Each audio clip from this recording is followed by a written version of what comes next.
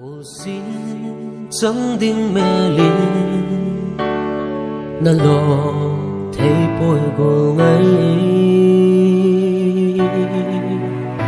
Sẽ lại gỗ ngay khăn khô Bắt bằng xung đinh hết ta Hiền mong ghen na in cô hình lâu lại à kì lại Iyong na nangin naman ni kisana ko na tagamsung higay so himpi kinuba. Ang hamtiang wazong sin, pagkay patinay piyo, Israel tita nangam na inpulot mga, kapan sa kaziwa kahan sa nadiwa, mutsi mga so piteng itisani, ahong kitulog kahitan, iti humpa doa, hungga doong edingin, ipitelong chimatusay di nga katao, asay bagin, nang bahay asyanin ni Hana. Nga kinay tiyon na di katao pili. At sa atin lang sa gatira ay lupa chilin. Lungsit na nadim tinunpin.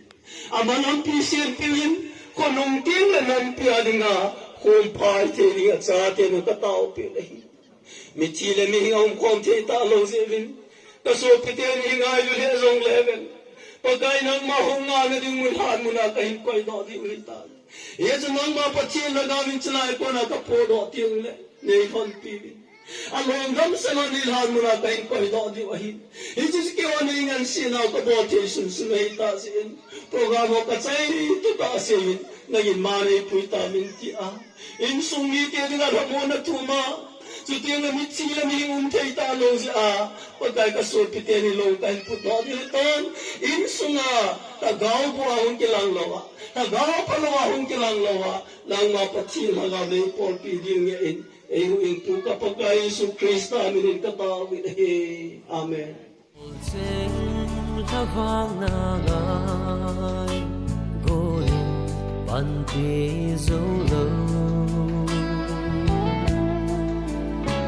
Khan ko hey timpa Nun ko son so pa Chu alo poy Ia kasehi Revin Kayman, nangotil ka na sa ipibingi, ibon sawa, inaimut loading wahi, ayin la, sumkon yun nunong penatsu, ay katsunga, mitparkalova, ibon sawa ikishel so keding wahi, ajietsu sumkon yin, ungingin ding sule, atihotsu, mon mang telova, kaitova ding wahi, pati na tu simdo na pati gupihan lang, tu ne ahi, mon mang te ay tuahin, mon mang te lova, sumkon hungging nile, todo dinga itulud wahi, patien ko mataw na nihute.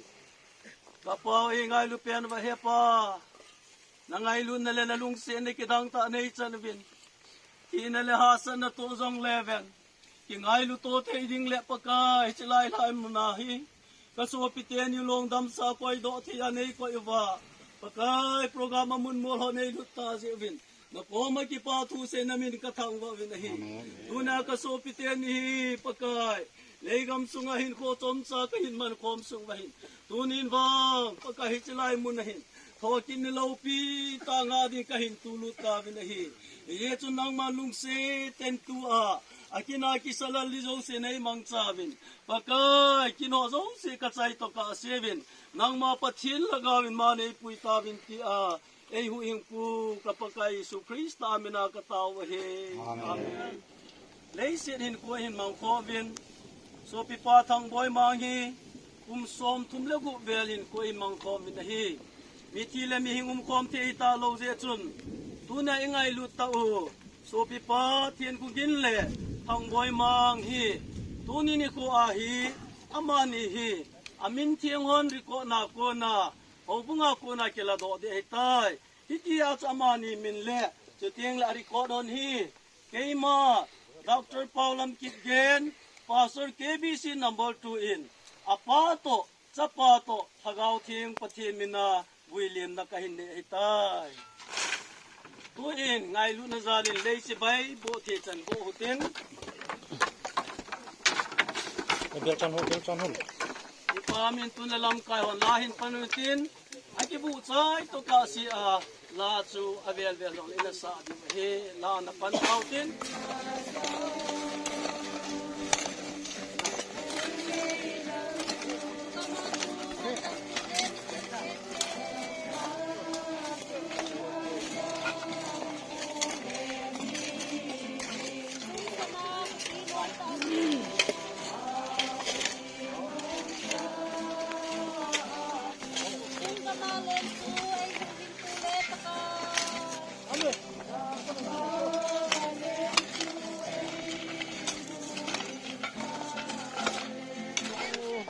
gen bai te apien kum nisim sagi alhal hasagi pakai kum sang kha jako som ge atui lu ni ko sang kha jako le som ko le ge athi ni ko nisim som la khat alhal thum pakai kum sang ni le som ni le gu siteng le om talo thang boi mang dun kim apien kum nisim ni alhal ni pakai kum sang khat le jako to som ko athi ni nisim som la khat alhal thum pakai kum sang ni le som ni le gu bible sang khat nisim da nge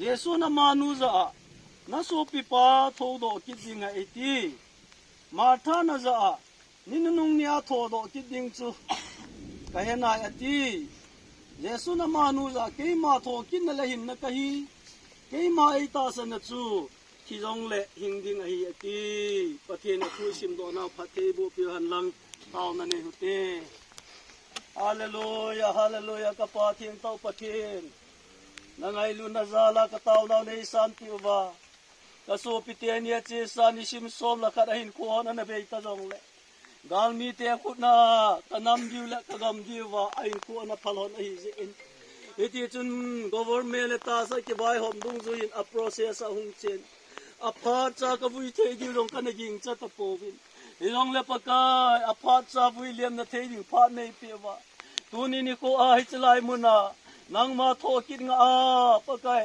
ata sa hon mon mang the hi mon mang the lowa tho do ki the dinga ka in tu cha ewa pakai along ho do ka hin vui cha ewa nei ngan se na program ka chai the ta jeng ka ki po na min ka thau wa win he hi chlai han muri pakai in sung mi te na bil teung le a ji te ni ka ji te ni lup na he ta sin na le mol po na nei lowa lung mo na nei thon na di ka ta win he a cha te ho jo chila hi ka pa long lup na hi te a Islai mun a thun tieng le a thun tieng le ta mon na lung mon ane che na di bin Islai han mun zo hi lung mon na pi dinga ka taw hi tu na ki salal ho zo si phat thi bo in ka na kina ki salala ka so pi te ni chung chang a boy ho zo si ta phat thi bo dinga ka taw hi amen